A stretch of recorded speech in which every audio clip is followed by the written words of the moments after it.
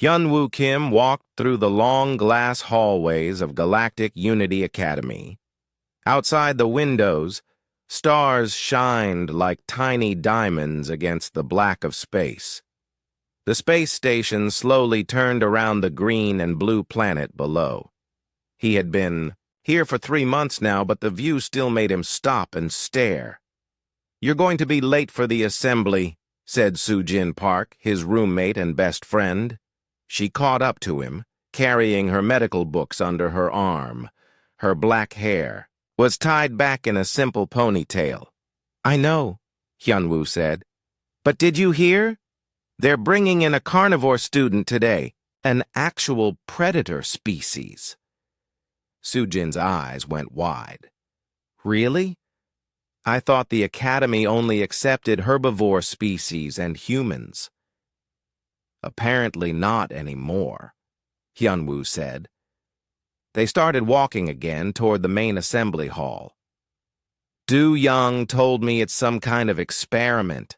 The first carnivore to ever try higher education with prey species." The hallways were more crowded than usual. Students from dozens of different species moved in groups, their voices low and worried. Hyunwoo saw the tall, thin Centaurians with their blue skin talking nervously. The small, furry Zalarians huddled together like scared rabbits. Even the confident Rigelians seemed uneasy. "Everyone looks scared," Soo-Jin said quietly. "Can you blame them?" asked Do-Young Lee as he joined. "Them." The engineering student looked excited rather than worried. "I heard this carnivore species hunts in packs. They're pure predators from a death world." "A death world?" Hyunwoo raised an eyebrow. "Isn't that what they call Earth too?" Do-Young shrugged. "Yeah, but we're different. We're not pure carnivores." They entered the massive assembly hall. The curved ceiling showed a view of space above them, and rows of seats faced a central platform. Thousands of students were already seated, but Hyunwoo noticed something strange. Usually, different species mixed together freely. Today, everyone sat with their own kind. The Centaurians sat together on one side. The Zalarians took up several rows near the back. The Rigelians claimed the middle section. The humans sat scattered in small groups, as always. There were only about 50 humans in the entire academy. Most species found them interesting, but kept their distance. Something about coming from a death world made others nervous. "There," Soo-Jin pointed toward the entrance. "Look." The carnivore walked into the hall, and every conversation stopped. It was huge, at least 3 meters tall and covered in dark fur. Its face was long like a wolf's, but the teeth that showed when it breathed were much bigger and sharper. Its hands ended in claws that could probably cut through metal. Yellow eyes scanned the room as it looked for a place to sit. The silence was complete. Even the usually brave Rigelians seemed frozen. The carnivore's every step echoed in the quiet. "Hall Veltar," Do-Young whispered, reading from his student tablet. "That's his name. He's from Rigel 7. Veltar stopped walking and looked around. Every seat near him was empty. Students had quietly moved away when they saw him coming. The few brave ones who stayed kept their eyes down and tried not to move. Professor Neil Dan, the head of interspecies relations, stepped onto the platform. The tall Centaurian's usually calm blue face showed stress. His 4 arms moved nervously as he started to speak. "Welcome, students, to today's special assembly," Professor Nildan said. His voice carried easily through the hall's speakers. "Today, we begin an important experiment in galactic cooperation. We welcome our first carnivorous student to Galactic Unity Academy." A few nervous whispers started, but quickly stopped when Veltar's head turned toward the sound.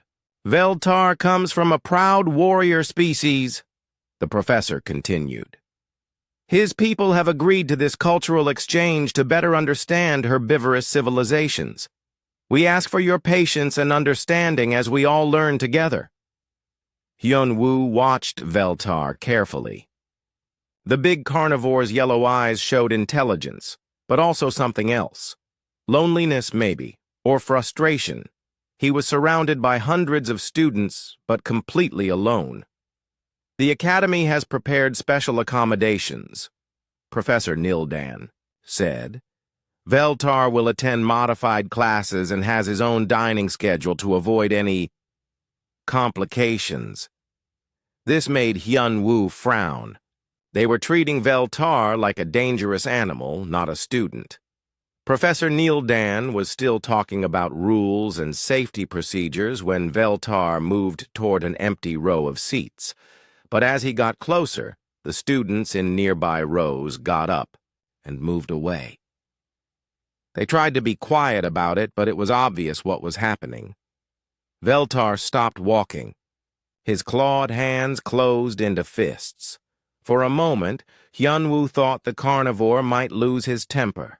But instead, Veltar's shoulders dropped slightly. He looked defeated.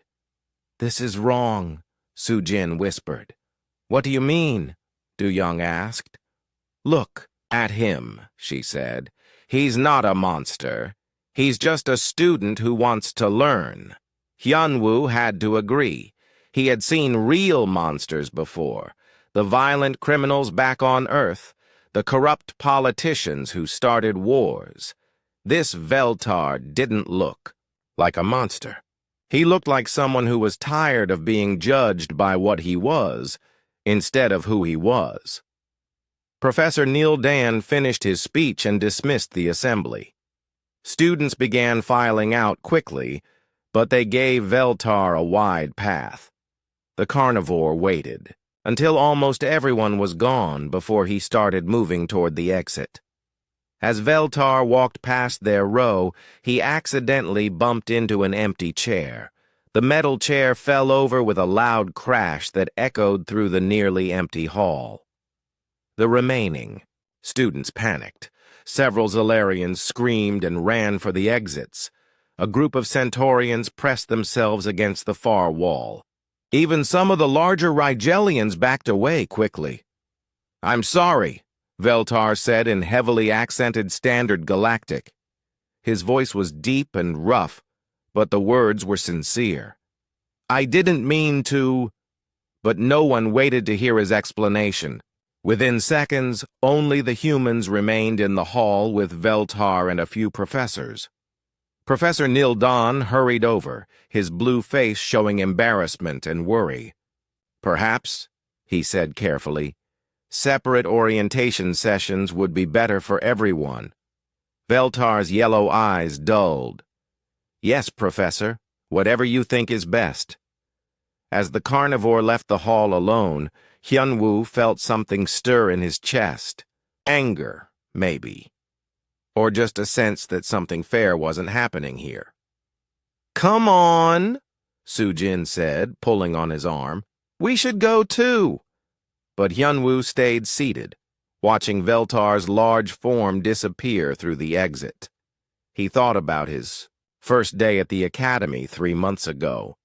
How the other species had whispered about the Deathworld humans and kept their distance. How lonely it had felt to be judged before anyone got to know him. Maybe Veltar wasn't so different after all. 3 days after the assembly, the Academy felt different. Students walked in larger groups and talked in whispers. Every conversation seemed to be about the carnivore student. Hyun-woo heard wild stories in the hallways.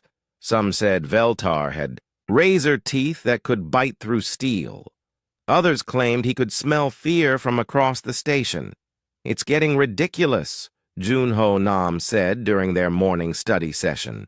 The psychology student pushed his glasses up his nose and shook his head. "I heard 2 Zalarians say they're requesting transfer to another academy." Can you blame them?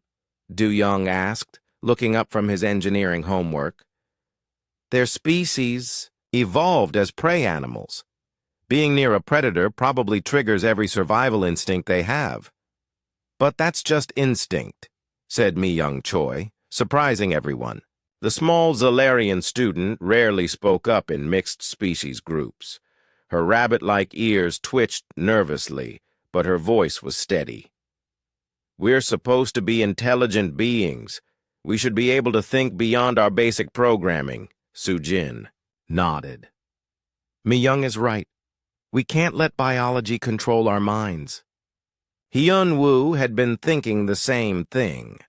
For 3 days, he had watched Veltar eat alone in the cafeteria. The Carnivore student sat at a table in the corner, far from everyone else. He read while he ate, probably to avoid looking at all the empty seats around him. I'm going to talk to him, Hyun-woo said suddenly. His friends stared at him. Talk to who? Do-young asked. Veltar. At lunch today. Are you crazy? Do-young's voice got louder. He's a predator. His species hunts things like us for food. So do humans, Hyun-woo said calmly. We're omnivores, remember. We eat meat too. That's different, Do-young argued. We don't hunt other intelligent species. Neither does he, probably, Hyun-woo said. He's here to study, just like us. Mi-young's ears perked up. You really think he's safe? I think he's lonely, Hyun-woo said. And I know what that feels like. When lunchtime came, Hyun-woo walked into the cafeteria with his tray. The huge room buzzed with conversation from hundreds of students. But like always, there was a quiet zone in the corner where Veltar sat alone. Hyun-woo took a deep breath and walked toward that corner. As he got closer, conversations around him stopped. Students turned to watch. By the time he reached Veltar's table, the entire cafeteria had gone quiet. Veltar looked up from his book, a study guide for xenobiology. His yellow eyes showed surprise, then suspicion. May I sit here? Hyun-woo asked in standard Galactic. Veltar's ears flattened against his head. You shouldn't. The others will fear you too if you associate with me. Let me worry about that, Hyun-woo said. He sat down across from the Carnivore and started unpacking his lunch. The watching students gasped when they saw Hyun-woo's meal. Along with vegetables and grain bread, his tray held a portion of synthesized meat. Most of the Academy's students had never seen anyone eat meat before. You eat flesh? Veltar asked, his voice barely above a whisper. Synthesized meat, Hyun-woo said, taking a bite. Humans are omnivores. We eat both plants and meat. Veltar stared at him. But you're so small, and you have flat teeth mostly. We don't hunt with our teeth, Hyun-woo explained. We use tools, and we hunt in groups, like your people do. Impossible, said a voice behind them. Hyun-woo turned to see a tall Centaurian student approaching their table. Humans are peaceful. You come from a dangerous planet, but you're not predators. Actually, we are, Junho said, appearing with his own lunch tray. Humans evolved as persistence hunters. We're one of the few species that can run for hours without stopping. More students gathered around their table, but they kept their distance. Soo-jin and Do-young joined them, along with Mi-young and a few other brave souls. Persistence hunters? Veltar asked. We chase our prey until it gets too tired to run, Hyun-woo explained.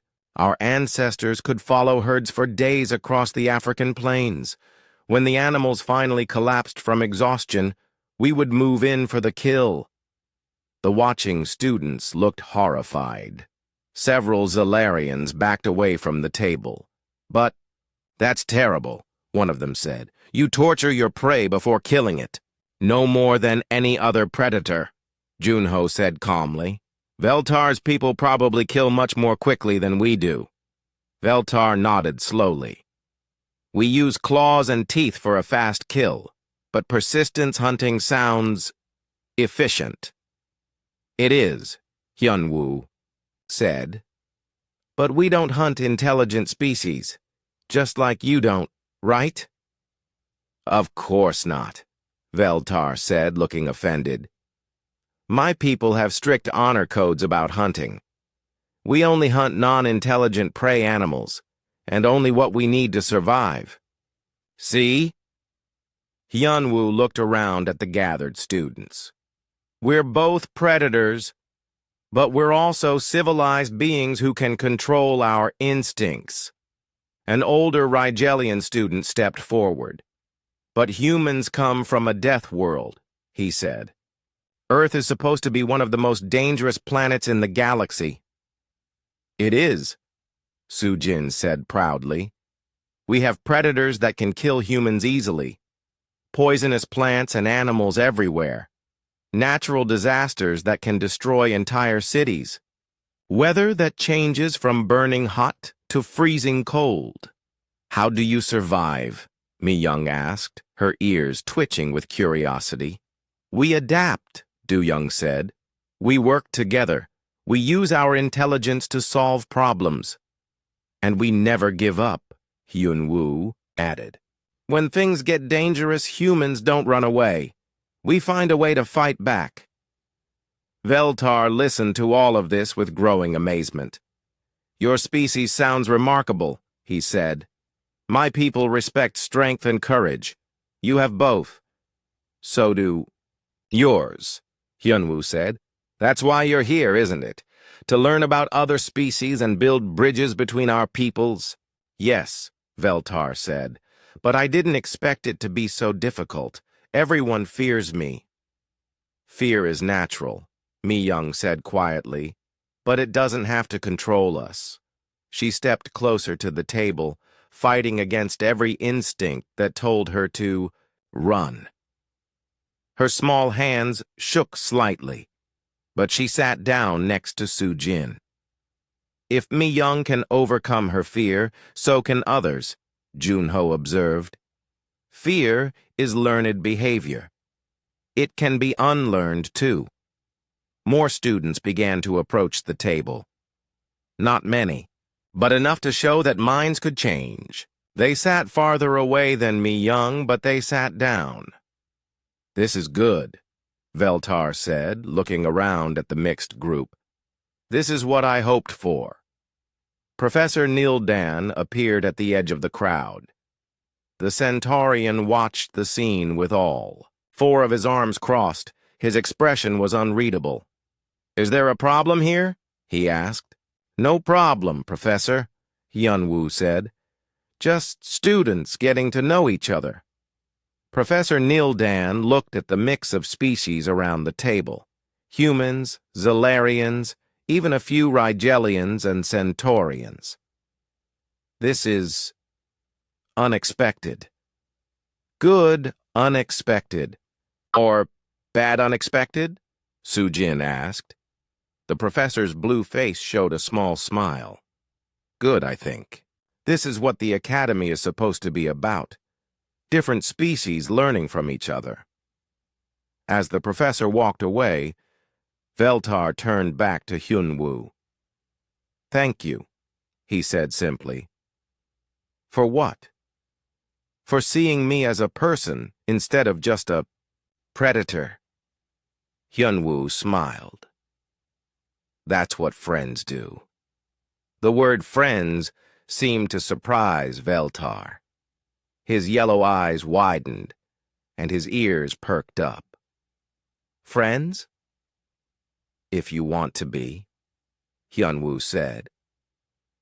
For the first time since arriving at the academy, Veltar smiled. It was a scary sight, all those sharp teeth, but the happiness behind it was unmistakable. I would like that very much, he said. Around them, the cafeteria slowly returned to normal. But something had changed. The invisible wall between predator and prey had developed its first crack. 2 weeks later, life at the academy had settled into a new routine. Veltar still ate lunch with Hyun-woo and his friends every day. More students had joined their table, though some still kept their distance. Progress was slow, but it was happening. Yun-ha Song, a cultural anthropology student, had started documenting the changes for her research project. She often sat nearby, taking notes on how different species interacted with each other. It's fascinating, she told Hyun-woo one morning. Fear responses are decreasing by about 10% each day among herbivore species, but it's not happening equally across all groups. What do you mean? Hyun-woo asked. Prey species that evolved in groups like the Zalarians are adapting faster than solitary species like the Antillians, Yun-ha explained. Group species are used to evaluating threats collectively. Solitary species rely more on individual instinct. They were walking to their xenobiology class when the lights flickered. For a moment, the artificial gravity felt unstable under their feet. That's weird, Soo-jin said, catching herself against the wall. The lights flickered again, and this time they heard a low rumbling sound through the station's hull. Emergency lights began flashing in the hallways. Attention all students and faculty, came Professor Nildon's voice over the communication system. Please remain calm. We are experiencing minor technical difficulties. Return to your dormitories immediately and await further instructions. But as they turned toward the dormitory section, a much louder alarm began blaring. The gravity failed completely for several seconds, sending students floating through the hallways. When it returned, it felt wrong. Too light in some areas, too heavy in others. This isn't minor, Du-young said, his engineering training telling him what the others couldn't see. The station's main power core is failing. Explosion sounds echoed through the station's structure. Emergency blast doors began closing automatically, sealing off damaged sections. Through the windows, Hyun-woo could see debris floating away from the station's outer ring. Emergency evacuation protocol is now in effect. Professor Nildan's voice returned, but it sounded strained. All students report to designated safe zones immediately. Emergency services have been contacted but will not arrive for several hours. Students panicked. Zalarians huddled together in scared groups. Centaurians tried to maintain order, but their voices shook. Even the usually calm Rigelians moved with obvious fear. The laboratory section, Junho said, pointing toward a sealed blast door. I saw some students go in there before the alarm started. They might be trapped. Through the door's small window, they could see debris blocking the corridor beyond. Smoke was filling the air, and the emergency lights were failing. We have to help them, Soo-jin said, but Professor Nildan was already shaking his head. Too dangerous, the professor said. Emergency services will handle rescue operations when they arrive. In several hours? Veltar spoke up. Those students may not have several hours. The carnivore had been quiet during the crisis, staying back while the herbivore students fled from him. But now he stepped forward, his yellow eyes focused on the sealed door. I can smell them, he said. At least 6 students trapped beyond the debris. Some are injured. I can smell blood. The herbivore students recoiled from Veltar's words. The idea of him smelling blood triggered their deepest fears. See? One Centaurian student said. This is why carnivores don't belong here. He's thinking about hunting in a crisis. No, Hyunwoo said firmly. He's thinking about rescue. His senses can help us find the trapped students. You want to go in there? Professor Nildan asked. The structure is unstable. The air might be toxic. It's suicide. Maybe for your species, Hyunwoo said. But humans evolved on a death world. We're built for dangerous situations. Sujin nodded. I have medical training. If students are injured, they need help now, not in several hours. I can analyze the structural damage, Du Young added. Figure out the safest path through. And I can keep everyone calm, Junho said. Panic kills more people than actual danger does. Professor Nildan looked horrified. I cannot allow students to risk their lives. You're not allowing anything, Yunha said, stepping forward. We're volunteering. Mi Young surprised everyone by speaking up. I'll help coordinate from here, she said. I can relay information between the rescue team and the safe zone. This is madness, the professor said. A carnivore and a group of death world humans. You'll terrify any survivors you find. Or we'll save their lives, Hyunwoo said. He looked at Veltar. Are you willing to work with us? The carnivore's ears perked up. You would trust me in a dangerous situation? I'd trust you with my life, Hyunwoo said simply. Veltar's expression showed something Hyunwoo had never seen before, deep gratitude mixed with determination. Then yes, Veltar said, I will help. Professor Nildan tried to stop them, but the blast door controls had been damaged in the explosions. Du Young quickly figured out how to override the emergency locks. The door will seal behind you, he warned. We'll have to find another way out. Or wait for rescue services, Professor Nildan said desperately. No, Hyunwoo said. We don't leave people behind. That's not what humans do. As they prepared to enter the damaged section, other students gathered to watch. Some looked terrified. Others seemed amazed by their courage. Why are you doing this? Asked a Rigelian student. You barely know the trapped students. Because it's right, Sujin said simply. Because we can, Du Young added.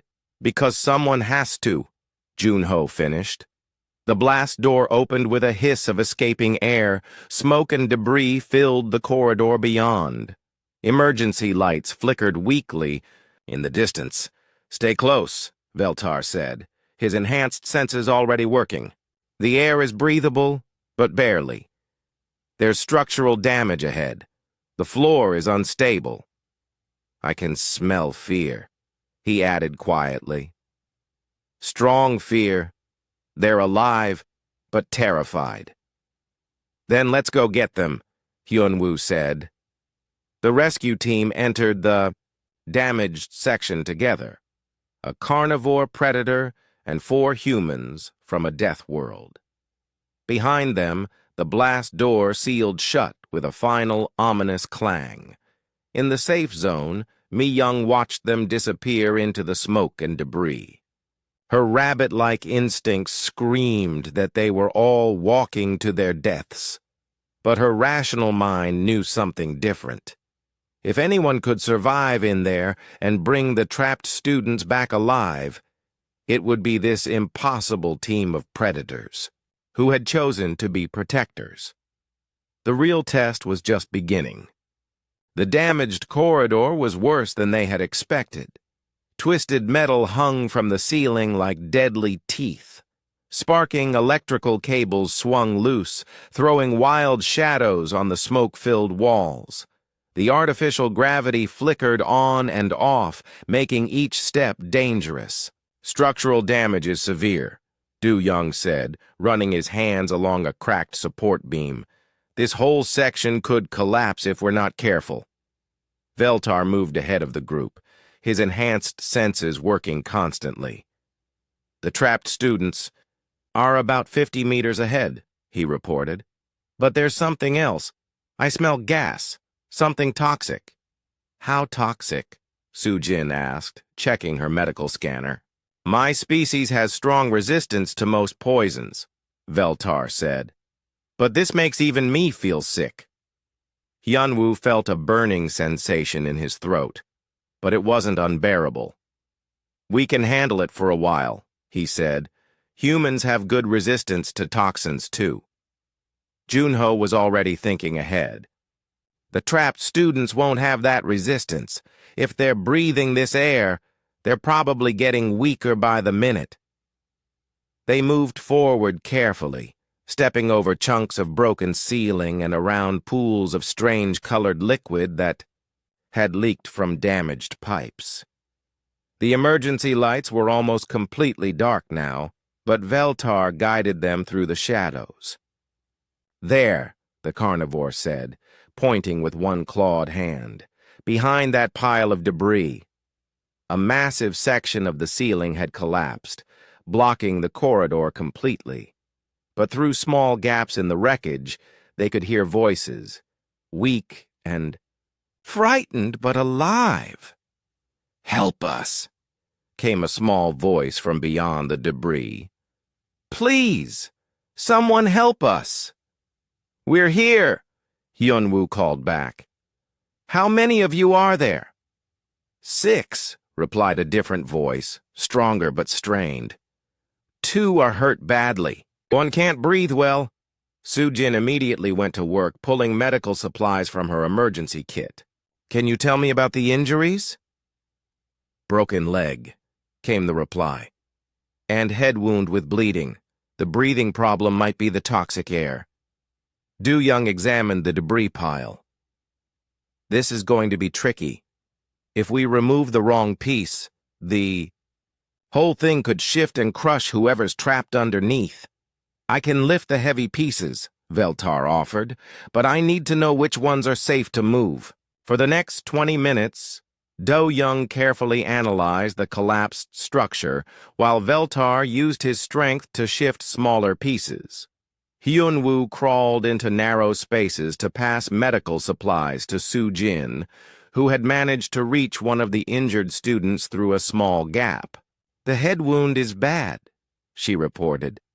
"This student needs surgery soon, or the brain swelling could kill him." "Work faster," Junho urged, though he kept his voice calm. He was talking constantly to the trapped students, keeping them conscious and focused, but then their situation got much worse. A new alarm began blaring, and toxic gas started pouring from a broken pipe near the ceiling. "The gas levels just tripled," Du Young said, reading his scanner. "Even humans and carnivores can't survive this for long." Veltar's yellow eyes were already watering from the toxic fumes. "How long do we have?" "Maybe 10 minutes before we start." "Losing consciousness," Sujin said. "Less for the trapped students. They've been breathing bad air longer." Hyunwoo looked at the broken pipe, then at his friends. "I can seal it," he said. "How?" Du Young asked. "Manually. If I can get up there and block the pipe with debris, it'll stop the worst of the gas flow." "That's suicide," Junho protested. "The gas concentration near the pipe is deadly." "For most species," Hyunwoo said. "But humans evolved to survive things that kill other species. Our bodies can handle more toxins, more radiation, more everything." "You don't know that for sure," Sujin argued. "No," Hyunwoo admitted, "but I know those students will die if we don't try." Before anyone could stop him, Hyunwoo began climbing the twisted metal toward the broken pipe. The toxic gas burned his eyes and throat immediately. Each breath felt like swallowing fire. "Hyunwoo, get down from there!" Sojin shouted, but he kept climbing. The gas got thicker and more toxic the higher he went. His vision started to blur and his hands began shaking, but he didn't stop. "Almost there," he called down, though his voice was getting weaker. Veltar watched with growing amazement. "His species is incredible," the carnivore said quietly. "Any other being would be dead already." "Deathworld evolution," Du Young said with pride, even though he was terrified for his friend. "Humans don't give up." Hyun-woo reached the pipe and began stuffing broken metal into the opening. The toxic gas burned his skin where it touched, but he kept working. With each piece of debris he jammed into the pipe, less gas escaped into the corridor. "It's working!" Junho reported. "Gas levels are dropping," but Hyun-woo was weakening fast. His movements became clumsy and he nearly fell twice. The toxic exposure was finally overwhelming even his enhanced human resistance. "I've got you," Veltar said, suddenly appearing beside him. The carnivore had climbed up using his claws to grip the twisted metal. "Lean on me!" Together, they finished sealing the pipe. When they climbed back down, Hyun-woo collapsed immediately. His skin was pale and his breathing was shallow. "Poison levels in his blood are dangerous but not fatal," Soo-jin said, scanning him quickly. "He'll recover, but he needs medical treatment. Soon." "Then let's finish this rescue," Veltar said grimly. With the gas threat reduced, they could work faster. Veltar's strength allowed him to move debris that would have required heavy machinery. Du Young guided every move to prevent further collapse. Junho kept the trapped students calm and conscious. Finally, they broke through to the trapped group. 6 students emerged from the wreckage, 3 Zalarians, 2 Centaurians, and 1 Rigelian. All were injured and weak from toxic exposure. "You came for us," whispered one of the Zalarians, staring at Veltar in amazement. "The carnivore came to save us." "We all came," Soo-jin said, treating the most seriously injured student. "That's what friends do." The rescued students couldn't believe what they were seeing. A carnivore predator gently carrying an injured herbivore. Humans risking their lives for strangers. Species that were supposed to be enemies working together. "Perfectly, how do we get out?" one of the Centaurians asked. "The way you came in is blocked now." Du Young had been thinking about this problem. "There's an emergency airlock 2 levels down. If we can reach it, we can signal for help from outside the station." "That's through the most damaged section," Junho pointed out. "And some of these students can't walk." "I can carry 2, Veltar offered. "My species is built for carrying prey, carrying injured people." The Zalarian students flinched at his choice of words, but they didn't run away. They had just seen this predator risk his life to save them. "I'll take the most critical case," Soo-jin said. "Keep him stable during transport." The journey to the emergency airlock took another hour. Veltar carried 2 injured students with gentle care, surprising everyone with how tender a carnivore could be. Hyun-woo, still weak from poison exposure, helped Du Young navigate through the unstable structure. When they finally reached the airlock, emergency services were already waiting outside. The rescue team had made it out alive, all of them. As medical teams rushed to treat the injured, Hyun-woo sat on a bench and watched. Veltar was helping load the injured students onto medical stretchers. The students he had saved no longer looked at him with fear.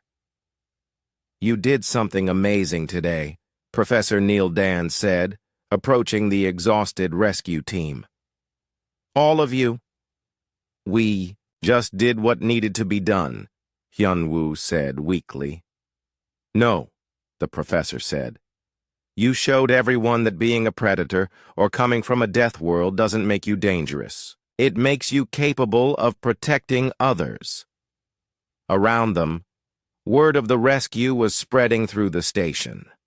Students gathered to hear the story of how a carnivore and a group of humans had risked everything to save strangers.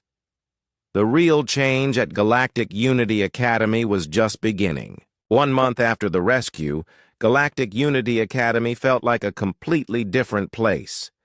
The memorial ceremony for the rescue heroes had drawn attention from across the galaxy. News reports called it the Miracle of Kepler Station, the story of natural enemies working together to save lives. Hyun-woo stood in the main assembly hall, but this time he wasn't sitting in the audience. He was on the platform, wearing the blue sash that marked him as the new student body president. His friends sat in the front row, all wearing smaller sashes of honor. "When I first came to this academy," Hyun-woo said into the microphone, "other species called humans Deathworlders. They were afraid of us because we came from a dangerous planet." He looked out at the audience. Hundreds of students from dozens of species listened carefully. In the front section, he saw something that would have been impossible 2 months ago. Veltar sitting between a group of Zalarian students, all of them listening to their predator friend translate the speech into his native language. "But I learned something important here," Hyun-woo continued. "Being strong doesn't make you dangerous. Being a predator doesn't make you evil. What makes you dangerous or good is what you choose to do with your abilities."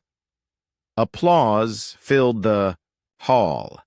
Even Professor Nildon was clapping, all 4 of his blue arms moving in appreciation. "Today, I'm announcing new programs that will change how our academy works," Hyun-woo said. "First, we're ending the separation policies. No more special, dining times or separate classes. All students will learn together." More applause, though some nervous whispers mixed in. "Second, we're starting mixed species study groups. Students from different evolutionary backgrounds will work together on projects: predator senses, prey alertness, human endurance, and herbivore cooperation, all combined to solve problems." This time, the applause was enthusiastic. Students were excited about working with species they had once feared. "And finally," Hyun-woo said, "we're creating the Emergency Response Corps. Volunteer students trained to help during crises, using each species' natural abilities to save lives." The crowd erupted in cheers. Veltar stood up and howled in approval, a sound that would have terrified everyone 2 months ago, but now made other students smile and cheer louder. After the assembly, Hyun-woo found his friends in their usual meeting spot, the cafeteria table where everything had started. But it wasn't just the original group anymore. Their table now seated 20 students from 8 different species. "Great speech," Soo-jin said, patting his shoulder. She had been busy since the rescue, developing new medical protocols that combined treatment methods from different species. Her interspecies medical program was already being adopted by hospitals across the galaxy. "The new safety systems are working perfectly," Du-young reported. He had redesigned the station's emergency protocols based on input from all species: predator senses for early detection, herbivore group coordination for evacuation, and human persistence for rescue operations. "Fear responses among herbivore species have dropped to almost normal levels," Junho added. His research on overcoming evolutionary bias was being published in major psychology journals. "It turns out fear is much easier to overcome than we thought. You just need positive experiences to replace the negative expectations." Mi-young nodded enthusiastically. "And the cooperation levels are amazing," she said. "My species actually works better with predators around. We stay more alert and make better decisions when we know we're protected." Yunha looked up from her data tablet. "The cultural changes here are being studied by universities everywhere," she said. 3 other academies have already requested copies of our integration protocols." But it was Veltar who had changed the most. The lonely, isolated carnivore from 2 months ago was gone. In his place sat a confident student who was respected and liked by almost everyone. He helped smaller students reach high shelves, used his enhanced senses to find lost items, and had become the Academy's unofficial protector. "I have news," Veltar announced. "My home world has agreed to send 5 more students next semester, and the herbivore worlds are sending exchange students to carnivore academies." "Really?" Hyunwoo asked, surprised. "The rescue changed everything," Veltar explained. "When the galaxy saw a predator risking his life to save prey species, it challenged every assumption about carnivore nature. And when they saw humans willing to die for strangers," Sujin added, "it showed that Deathworld species aren't monsters either." Professor Nildan approached their table, but instead of looking nervous, he was smiling. "I wanted to thank you all personally," he said. "What you've accomplished here will change interspecies relations for generations." "We just became friends," Hyunwoo said simply. "Exactly," the professor replied. "You proved that evolution doesn't have to control destiny. Intelligence and choice can overcome any instinct." As Professor Nildan walked away, a young Zalarian student approached their table shyly. "Excuse me?" she said to Veltar. "Could you help me with my xenobiology homework? I don't understand predator hunting strategies." "Of course," Veltar said gently. "But perhaps we could work on it together with Hyunwoo? Human persistence hunting is quite different from carnivore ambush tactics. And I could explain herbivore defense mechanisms," Mi-young offered. "Understanding all perspectives makes the subject clearer." As the study group formed, Hyunwoo sat back and watched. A carnivore predator, a prey species, and a human Deathworlder working together on homework. 2 months ago, this scene would have been impossible. Now it was normal. "You know what the best part is?" Do-young said quietly. "What?" Sujin asked. "Nobody calls us Deathworlders anymore." "What do they call us?" Junho wondered. Veltar overheard and looked up from his homework. "Guardians," he said with a smile that no longer seemed scary. "They call you Guardians." Hyunwoo thought about that word. Guardians. Not dangerous monsters from a death world, but protectors who use their survival skills to keep others safe. "I like that," he said. As the evening continued, more students joined their expanded study group. The table grew until it took up half the cafeteria. Species that had feared each other for millions of years worked side by side, learning from their differences instead of being divided by them. Looking around at the mixed crowd of students, Hyunwoo realized something important. The Academy's original mission statement talked about unity through understanding, but they had discovered something better than unity. They had discovered family, and families protected each other, no matter how different they were. Predator or prey, herbivore or carnivore, Deathworlder or peaceful species, it didn't matter. What mattered was choosing to care about each other. The Galactic Unity Academy had become what its name promised, and it all started with one simple decision: to see past fear and give friendship a chance.